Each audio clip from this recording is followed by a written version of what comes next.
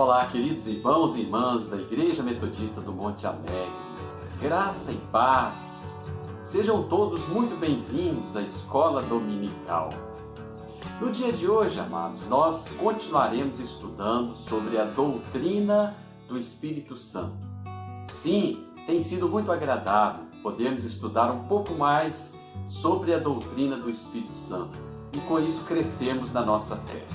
E o tema de hoje, amados, é sobre o Espírito Santo na salvação. Teremos mais 2 lições, incluindo a de hoje, sendo que estudaremos hoje o Espírito Santo na salvação e na próxima semana o Espírito Santo na vida cristã. Assim nós encerraremos esse tema sobre a doutrina do Espírito Santo, cobrindo basicamente todas as áreas, de uma maneira simples, mas perfeitamente compreensível para você e para a igreja. Se você, querido, querida, ainda não viu alguma das lições sobre o tema do Espírito Santo, volte, vá lá na página do YouTube da Igreja do Monte Alegre e revisite aquela lição que você ainda não viu. É de suma importância que nós tenhamos a compreensão total sobre a doutrina do Espírito Santo. Como eu disse, ela nos ajudará a crescer na nossa fé e a termos mais solidamente a nossa caminhada espiritual nas mãos daquele que é o nosso Redentor. Amém, queridos? E os objetivos dessa lição, queridos, é de conhecermos os ministérios do Espírito Santo e também como o Espírito Santo está presente e agindo na salvação da humanidade. Glórias a Deus! Então vamos orar, pedir a Deus que nos abençoe nessa aula de hoje. Pai querido, Pai amado, nós te damos graças porque o Senhor, Pai, tem se preocupado com a nossa salvação. Por isso, Pai, o Senhor designou o Teu Santo Espírito para nos acompanhar, para nos instruir, para falar conosco e nos sustentar na caminhada cristã. Fala aos nossos corações, Senhor. Fala com cada um de nós, para que possamos entender de Ti os ensinos que vêm do Espírito de Deus às nossas vidas. Se conosco e nos orienta, nós te pedimos e oramos em nome de Jesus. Amém. Aleluia. A palavra de Deus, queridos, está em 2 Coríntios, capítulo 1, versículos 21 e 22, que nos diz assim: Ora, é Deus que faz com que nós e vocês permaneçamos firmes em Cristo. Ele nos ungiu, nos selou como sua propriedade e pôs o seu Espírito Santo em nossos corações, como garantia do que está por vir. Aleluia, glórias a Deus. Bendito seja o Senhor pela Tua palavra, que sempre alinha os nossos corações e mentes. Então, amados, após esse início de leitura aqui, vamos conversar um pouquinho sobre o tema: o que acontece quando uma pessoa é salva? Em Efésios 2, 8 e 9, nos diz o seguinte, a palavra de Deus: Pois vocês são salvos pela graça por meio da fé. E isto não vem de vocês, é dom de Deus, não por obras, para que ninguém se glorie. A salvação que Jesus Cristo oferece ao homem, amados, é pela graça de Deus. E a graça é um favor de Deus imerecido ao homem, porque o homem pecou e destituído da graça de Deus estava. Então nós somos salvos pela graça de Deus, que nos alcança a cada um de nós. E essa graça, amados irmãos e irmãs, é dada por Deus a todos nós sem restrição. A palavra diz também que nós somos salvos mediante a fé. A fé também, queridos, é importante nós lembrarmos que a fé é um dom que Deus nos dá. E não é por obras também, para que ninguém se glorie. Porque não adianta fazermos obras, porque as obras não levam à salvação. E aí está o engano, queridos, de muita gente, que pensando em fazer obras, pensam que estão salvos. Mas não, somos salvos pela graça, mediante a fé que cada um de nós desenvolvemos por aquele que é o nosso Redentor. Então, amados, Deus é o único digno de glórias, para que ninguém se glorie pelas suas obras. A salvação também, queridos, ela é pessoal e ela é também individual. Mas ninguém pode salvar a si mesmo, nem pagar a Deus o preço da sua vida. O preço da vida, queridos, não tem valor, é um valor imensurável. E somente o Senhor pôde pagar esse preço com a sua própria vida. Então, amados, muitas coisas acontecem quando uma pessoa é salva. Primeiro, essa pessoa nasce de novo, torna-se uma nova criatura. Ela recebe a habitação do batismo do Espírito Santo. E assim que ela é recebida no corpo de Cristo, ela passa a fazer parte dele, para que seja cuidada pelo próprio Senhor e Salvador. A pessoa que é salva, amados irmãos e irmãs, ela recebe também o selo do Espírito Santo. Sim, ela é selada com o selo do Espírito, para que possa ser propriedade exclusiva do nosso Senhor e Salvador. E na medida que essa pessoa vai crescendo no Espírito de Deus, espiritualmente, ela vai tomando consciência de tudo aquilo que acontece ao redor de si, inclusive de que ela é salva. Amém, queridos? Glórias a Deus! O Espírito Santo, quando nos alcança e nós temos a consciência da salvação em nós crescemos para a honra e glória do Senhor.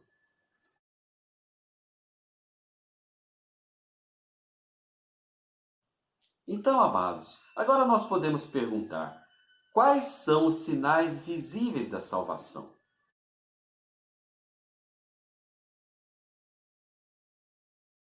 Primeiro, o sinal visível que nós podemos observar em nós chama-se regeneração. Regeneração é a palavra, amados, porque ela significa revivificar, significa conceder uma nova vida.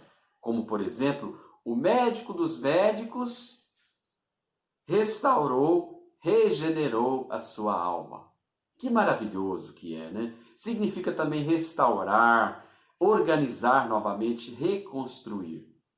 O crente que é salvo, o primeiro aspecto que podemos observar nele é a regeneração da sua alma. Ele nasceu de novo, assim como Nicodemos, né? Nesse sentido, a regeneração, amados, ela é espiritual e ela também é obra do Espírito Santo nas nossas vidas.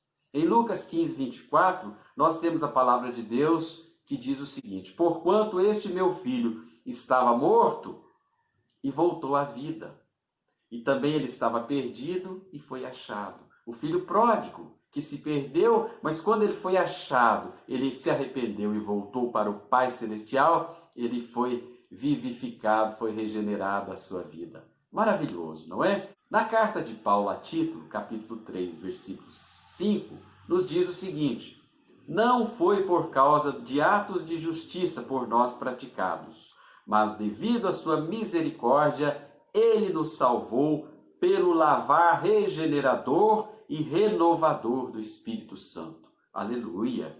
Jesus também disse a Nicodemos, em João 3,5: em verdade vos digo, que se alguém não nascer da água e do Espírito, este não poderá entrar no reino de Deus. A regeneração, queridos, nesse sentido, ela é obra do Espírito de Deus, pela qual os homens recebem a vida e a natureza de Deus e tornam-se membros da sua família, da família do Senhor Criador. A regeneração, queridos, acontece no momento que o cristão é salvo, no momento que nós somos salvos, e dura a vida inteira e por toda a eternidade. Glórias a Deus! Jesus disse em João 5, 24, na verdade vos digo, quem ouve a minha palavra e crê naquele que me enviou, este tem a vida eterna e não entrará em condenação, mas passou da morte para a vida. Glória a Deus! A passagem da morte para a vida, queridos, é provavelmente a principal característica da regeneração. Amém?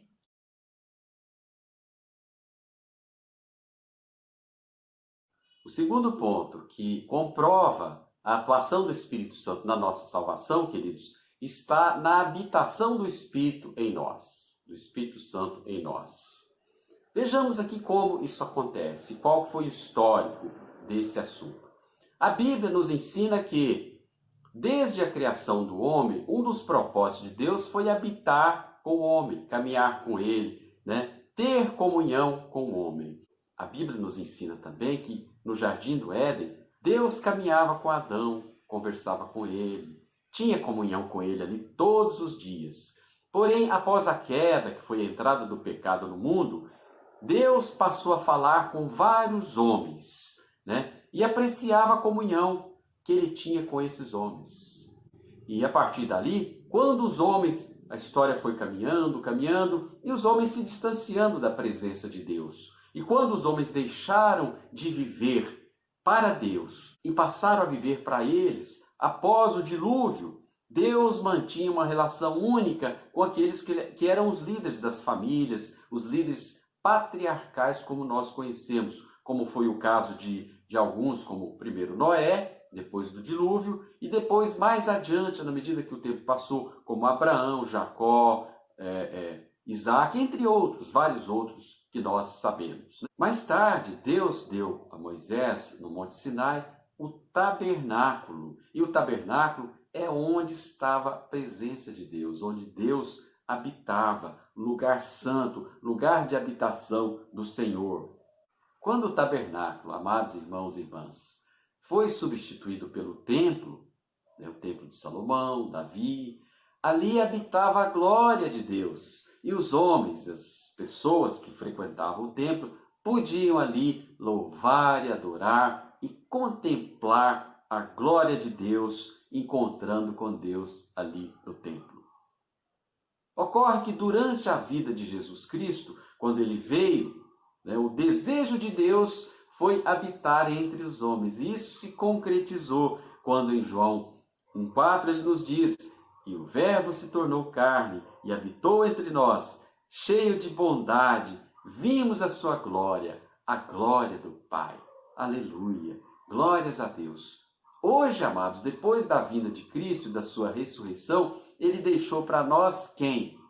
Ele deixou o Espírito Santo ali após o Pentecostes, quando ele foi derramado sobre os apóstolos. Então, o desejo de Deus de habitar com os homens foi satisfeito com a vida de Cristo. E hoje, como Deus habita no nosso meio, em nós, através da presença santa do Espírito Santo, ele habita em todos aqueles que foram salvos, que foram redimidos pelo Cordeiro, pelo nosso Senhor e Salvador Jesus Cristo. Hoje nós temos o privilégio de ter a presença do Espírito Santo habitando em nós, que somos templos do Espírito Santo de Deus. Então, amados, diante dessa colocação aqui, sobre a habitação do Espírito Santo, nós somos templos do Espírito. Daí eu pergunto para você, você é templo do Espírito Santo? Glória a Deus! A resposta é sim. Você só precisa crer e ter essa relação mais próxima com o Espírito de Deus na sua vida. Amém? Em 1 Coríntios, capítulo 6, versículo 19, a palavra de Deus nos diz: acaso não sabeis que o vosso corpo é santuário do Espírito Santo, que habita em vós, o qual tem de parte com Deus, e que não sois vós mesmos? Aleluia, glória a Deus. Nosso corpo, amados, é templo para abrigar o Espírito Santo de Deus. Quando nós entendemos bem sobre essa verdade, nós cuidamos melhor do nosso físico, nós cuidamos também melhor daqueles os quais nós nos relacionamos. Também a compreensão boa desse termo, perfeita, ela nos ajuda a nos mantermos limpos física e espiritualmente, livres da contaminação, livres do pecado, porque somos templos do Espírito Santo e cabe a nós cuidarmos desse templo que é a presença do Espírito Santo em nós. Quando apenas pensamos na ideia de que somos templo do Espírito Santo, isso nos ajuda a impedir a progressão do pecado em nós.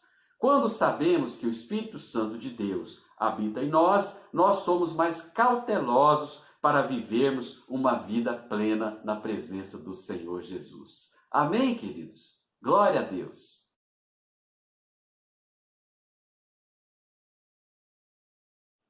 O terceiro ponto, amados, que comprova o trabalho do Espírito Santo no ministério da salvação das nossas vidas é o batismo no Espírito Santo.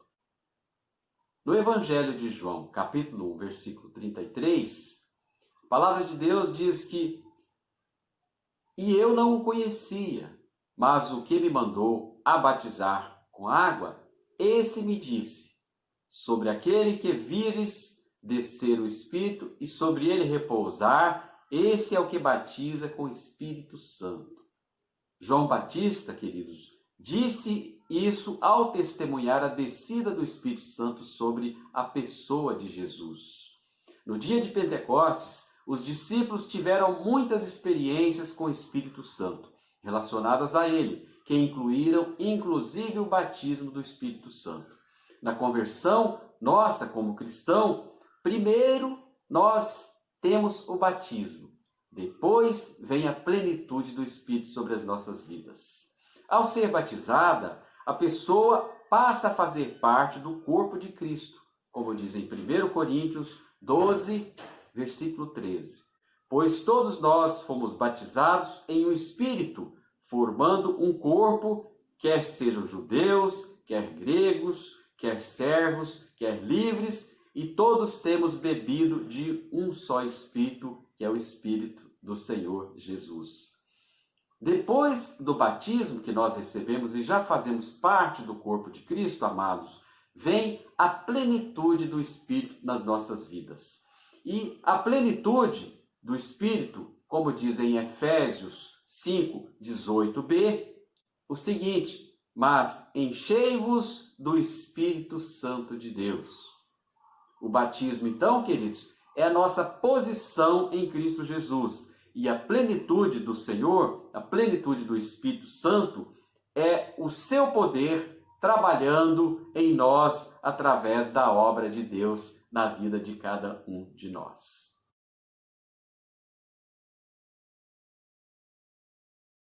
E o quarto sinal que comprova o ministério do Espírito Santo na salvação das nossas vidas, amados irmãos e irmãs, é o selo do Espírito Santo na vida do cristão. Em Efésios 1, versículos 13 e 14, a palavra de Deus diz: "Em quem também vós estáis, depois que ouvistes a palavra da verdade, o evangelho da vossa salvação, e tendo nele também crido, fostes selados com o Espírito Santo da promessa, o qual é o penhor da nossa herança, para a redenção da possessão adquirida, para louvor da sua glória." Aleluia! Glórias a Deus! A Bíblia, então, nos ensina que o Espírito Santo nos sela, que o Espírito Santo sela a vida do cristão.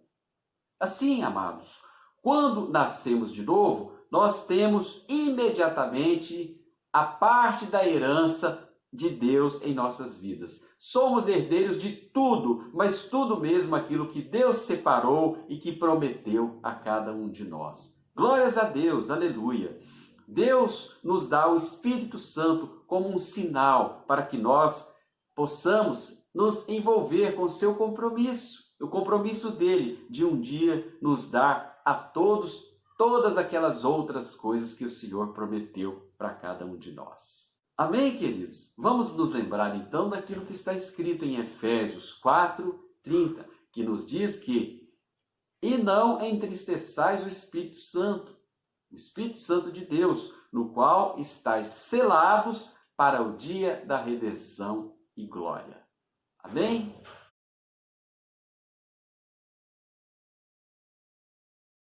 Nós vimos aqui então, queridos irmãos e irmãs, que o Espírito Santo opera nas nossas vidas, trazendo a nós mudanças no nosso estilo de vida diário. De ignorantes, nós passamos a ser conhecedores da palavra. E a palavra de Deus vai gerando em nós essas mudanças de vida, porque os nossos olhos, as nossas mentes vão se abrindo para que o Espírito Santo de Deus possa operar as mudanças na redenção e na salvação em cada um de nós. O propósito do trabalho do Espírito Santo nas nossas vidas, querido, é salvar a cada um de nós, porque um dia o pecado entrou no mundo e nós caímos. Isso causou a morte espiritual de todos. Então essa aproximação, o ministério do Espírito Santo, vem nos resgatar, vem nos redimir. Ele pagou um preço para que nós pudéssemos ter vida e vida em abundância. Então o Espírito Santo trabalha incessantemente para, primeiro, regenerar a nossa vida, nos gerar de novo, nos fazer uma nova criatura, semelhante àquele que nos criou. Ele trabalha habitando em cada um de nós para nos redimir do pecado e vermos a glória de Deus em um futuro próximo. Ele nos batiza para depois vermos e vivermos a plenitude de Deus produzindo as obras do Espírito. E Ele também nos sela com o selo do Espírito Santo para nos tornar propriedade exclusiva do Deus Criador e para sermos sua família genuína, sermos filhos de Deus, porque o Espírito Santo trabalha em nós para nos transformar, para sermos novas e vivas criaturas a cada dia. Amém? Glórias a Deus! Deixe o Espírito Santo trabalhar na sua vida, deixe o Espírito Santo operar o ministério dele para a sua salvação e graça. Você será agraciado com as bênçãos do Senhor, que um dia verá a glória de Deus habitando em você, sendo transformado e recebendo a herança da promessa que Deus tem reservado a cada um de nós. Glórias a Deus! Vamos orar e agradecer ao Senhor por tudo aquilo que Ele tem feito por nós. Pai amado, Pai querido, nós te damos graças, porque o Senhor, ó Pai, trabalha nas nossas vidas, através da presença do Espírito Santo para a nossa salvação e redenção. Pedimos, Pai, que o Senhor possa nos regenerar, nos fazer de novo, que o Senhor possa, Pai, nos transformar, o Senhor possa nos batizar e que possamos, ó Deus, ver a plenitude do Senhor através das boas obras que possamos produzir.